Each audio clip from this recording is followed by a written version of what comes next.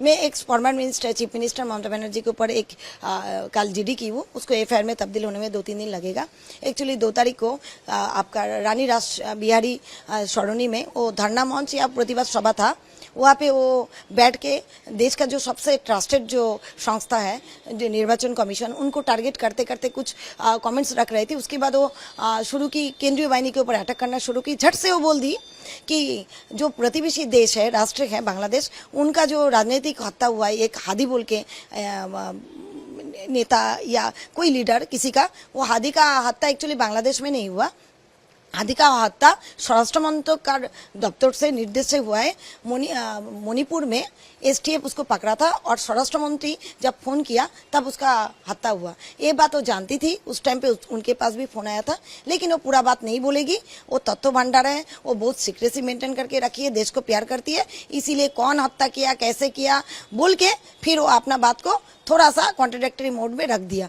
तो मेरा यही कॉम्प्लेन है कि जब वो चीफ मिनिस्टर थी तब वो शपथ ग्रहण पाठ में क्या सीखी थी, उसमें एक धारा ये भी है, ये शपथ में एक शपथ ये भी है, जब आप कोई संवैधानिक पद में होंगे तो देश का सार्वभौमत्व, देश का सिक्योरिटी, देश का सीक्रेसी मतलब गोपनीयता आप रक्षा करेंगे। वो सेक्शन 3, 4, 5 में पड़ता है। लेकिन आप जब आप मुख्यमंत्री थे तब आप जो भी डील किए, अच्छा बुरा वो बात अलग है, लेकिन जब आप विरोधी दल नेत्री हो गए तब आप जाके बोलेंगे ये ठीक नहीं था, वो ठीक नहीं था, मुझे ये करवाया गया, मुझे वो करवाया गया, और आप देश का सुरक्षा को ऐसे करके क्वेश्चन में डाल दोगे। आप राष्ट्रद्रोह का समान आप पाप किए हो, आप एक ऑफेंस किए हो, क्योंकि बांग्लादेश में 1 करोड़ हिंदू हैं। आप बांग्लादेश का कट्टरवादी मौलवादी के हाथ में आप ऐसा अस्त्र उठा दियो कि तुम्हारा देश का जो राजनीतिक हत्या हुआ हादी, वो हत्या हमारा देश वाला ही किया है, स्वराष्ट्र मंत्रालय का निर्देश में हुआ है। तो वो लोग क्या बैठा रहेगा? वो लोग उधर का हिंदू लोगों के ऊपर प्रतिशोध उठाएगा, जबकि बांग्लादेश सरकार और भारत मंत्रक कोई भी क्लेम नहीं किया कि ये हत्या जो हुआ है ये भारत ने किया है या बांग्लादेश से कोई किया है। हादी का फैमिली सिर्फ बोला है कि बांग्लादेश में ही किया है, उसका आपस का गुटों में किया है। तो ऑन बिहाफ ऑफ देम वो कैसे बोल सकती है कि स्वराष्ट्र मंत्रालय ये हत्या किया है? एक पब्लिक डोमेन में आप बैठ के आप पॉलिटिकल ऐसा मंतव्य रख रहे हो कि पूरा विश्व दरबार में आप भारत का हेड डाउन कर रहे हो। आप भारत में बसवासकारी जो हिंदू मुस्लिम है उनको प्रोवोकेशन कर रहे हो। बांग्लादेश का मुसलमान को, कट्टरवादी मुसलमान लोगों का आप जिहाद सिखा रहे हो, आप प्रोवोकेशन कर रहे हो, इंस्टिगेट कर रहे हो। तो ये सारा जो मामला है, सारा बीएनएस का एक्ट में आपका राष्ट्रद्रोह का शामिल है, उसका नहीं दंगामूलक प्रोवोकेशन है, सीक्रेसी मेंटेन नहीं है। तो ये सारा धारा को राष्ट्रद्रोह में आप 152 बीएनएस, 191, 192, 196, 352, 353 और 153 है। ये सारा आईना तो दंडनीय अपराध है बीएनएस में। सारा धारा को मैं एक्सप्लेन करके बीएनएस का मैं अपना जीडी दी हूँ।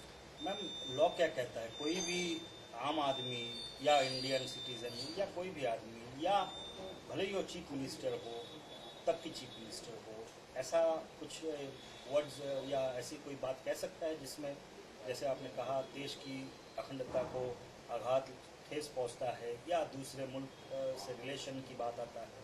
क्या लगता है, ये क्या संभव है कहना?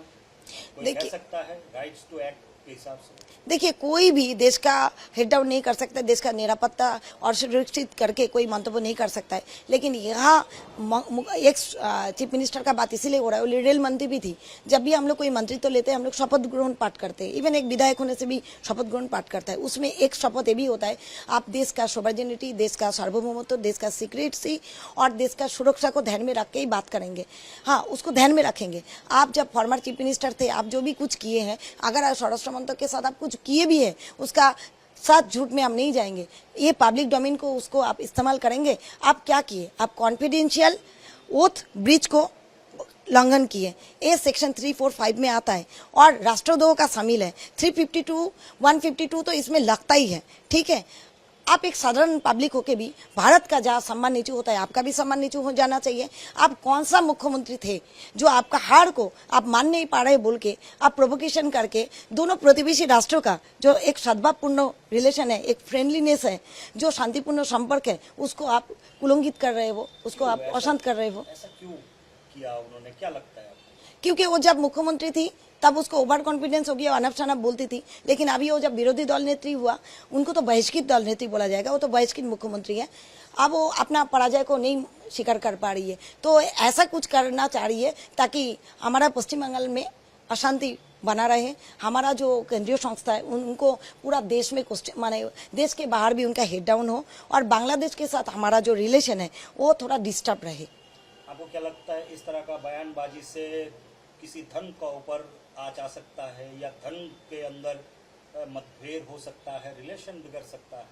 देखिए, कल से फेसबुक के थ्रू मुझे बहुत सारा वीडियो मिला जहाँ हादिका हत्याकांड को राजनीतिक हत्याकांड ना बोल के प्रतिहिंसामूलक हत्याकांड, मतलब पॉलिटिकल हत्याकांड फ्रॉम इंडिया, भारत का संगठित हत्याकांड बोल के वहाँ का कट्टरपंथी लोग बाइट दे रहा है। तो इसका जो प्रतिफलन आपको कुछ दिनों में मिल जाएगा। वहाँ का जो 1 करोड़ हिंदू जो सनातनी लोग हैं उनके ऊपर आएगा, और सिर्फ वो नहीं, जो भारत में बसवास करी जो मुस्लिम लोग हैं उनका भी शायद ट्रस्ट इशू बन सकता है। शायद मैं भी बोल रही हूँ, क्योंकि देखिए एक बात है कि जब भारत सरकार को क्लेम नहीं किया, जब बांग्लादेश सरकार का भी क्लेम नहीं किया, लेकिन एज ए चीफ मिनिस्टर वो बोल रही है कि मैं उस टाइम पे चीफ मिनिस्टर थी, मुझे सब कुछ मालूम है, मैं तो अभी पूरा बात नहीं बोलूंगी। मतलब वो बोल के सब कुछ बोल दे रहा है, ना बोल के भी सब कुछ बोल दे रहा है। तो वो क्या बोल रहा है कि आप लोग भारत सरकार को ट्रस्ट मत करो, मुझे ट्रस्ट करो। ये हत्या हम लोग मतलब भारत सरकार ही किया है, मैं मजबूर थी, अब मैं मजबूर नहीं हूँ, मैं बहुत कुछ जानती हूँ और भी ज्यादा मैं बोल सकती हूँ। तो ये प्रोवोकेशन किसको कर रहा है? 2 कम्युनिटी के बीच में ही तो करा जा रहा है। तो मैडम आपको क्या लगता है, जिस तरह से आपने अभियोग किया है, कानून क्या कहता है कि उनके तहत किस तरह का सजा उनको हो सकता है, या क्या हो सकता है अगर कानून की भाषा में कहा जाए तो? देखिए, कॉग्निजेबल ऑफेंस है, 10 साल का भी सजा है, 7 साल का भी सजा है। और राष्ट्रद्रोह का तो यूएपीए तो कोई मतलब इसका तो कोई आप इसका बारे में बात ही नहीं कर सकते, क्योंकि जो राष्ट्र का नहीं है वो आपका नहीं है। राष्ट्र सर्वोपरि, ये राष्ट्रद्रोह है। ये राष्ट्रद्रोह का सजा क्या होना चाहिए? देश से निकालना, देश के बहिष्कृत करना, और इनका जितना सामानिक पद है उसको छीन लेना।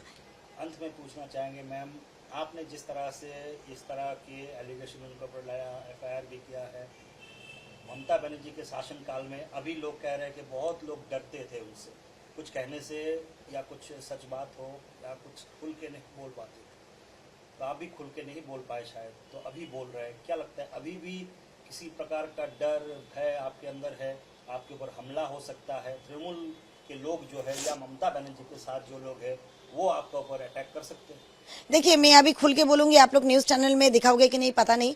मुझे जहां तक लगता है कि पश्चिम बंगाल में ऐसा कुछ गुट है जो जामाती और डीप स्टेट का होके काम कर रहा है, ठीक है, और डीप स्टेट का होके काम कर रहा है। तो मैं जब ममता बनर्जी के ऊपर 2 एफआईआर की, तो मैं सिर्फ ममता बनर्जी का दल का और ममता बनर्जी का व्यक्ति विशेष में शत्रु नहीं बनी, मैं डीप स्टेट का भी, मैं जामाती लोगों का भी शत्रु बनी। लेकिन मेरा देश सबसे पहले है। अगर मुझे खुल के बोलने से मेरे साथ ये लोग कुछ करता है, तो देश का जो 140 करोड़ जनवासी है, भारतवासी, वो लोग सोचेगा, वो लोग ठीक करेगा कि मेरा ये साझा मेरे लिए ठीक था कि नहीं। लेकिन हाँ, थाना में अभी भी कुछ बदला है, कुछ नहीं।